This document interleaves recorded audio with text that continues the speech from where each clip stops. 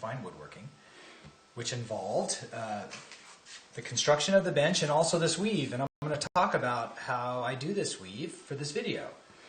The weave uses a Danish cord 3-strand wrap that is a paper product.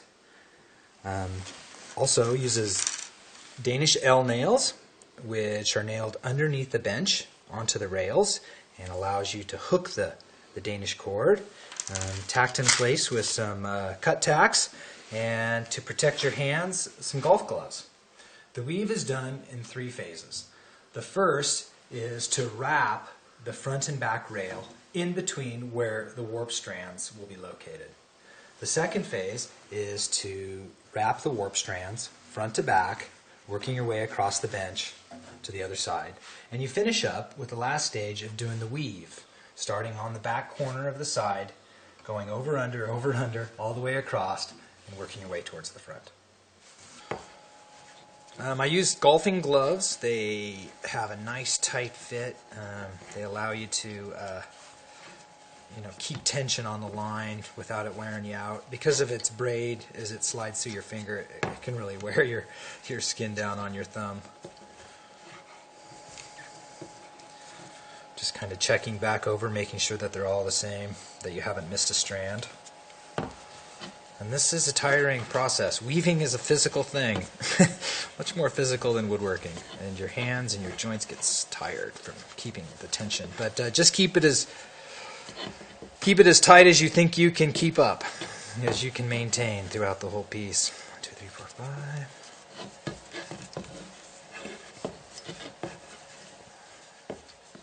If you weave the whole rail and you realize that you've messed up and only done 4, instead of going back, you can just pull the nails and scoot the line down. Leave enough left on a pigtail where you could make an emergency wrap if you needed. You put the nails in before you do this. It helps keep track of everything. Just use your knuckles so you can kind of cam it.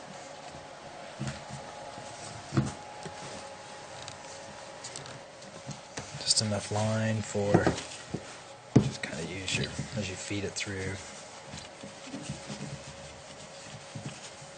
Try not to get tangled in here. When that becomes a tangled mess, it becomes a lot harder to get it to feed out. The weave feeds from the center of the spool. Just kind of keep an eye on it. Once you get about halfway, you may want to rotate the strands and start wrapping from this side. This process makes this easier, but it's not mandatory.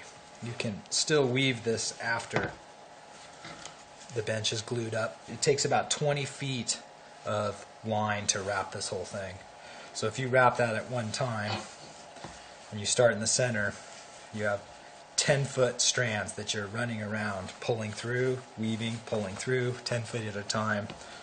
So it can be a lot quicker by doing this. Instead of rolling the weave support rail or the weave rail, you can, kind of, especially when you get to the ends like this, you can kind of come around a little bit faster. But it does kind of create a little bit of tension in the line because you're not pulling it directly from the spool. You're creating loops with it. You're going around your rail, which is kind of doubling the amount of tension. Towards the end, it's going to be all kind of bunched up like this. And you can. So, as you finish your last one, you want to go 5 times around again. There's a pre-drilled hole for the cut tack.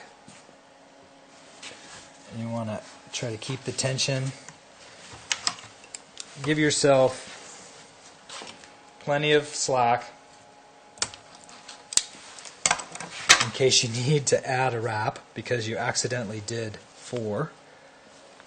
And then space the cut tack in between the strands so that it's not cutting a strand, but it's just going between them, and get it started in the hole. And then tack it down. Okay.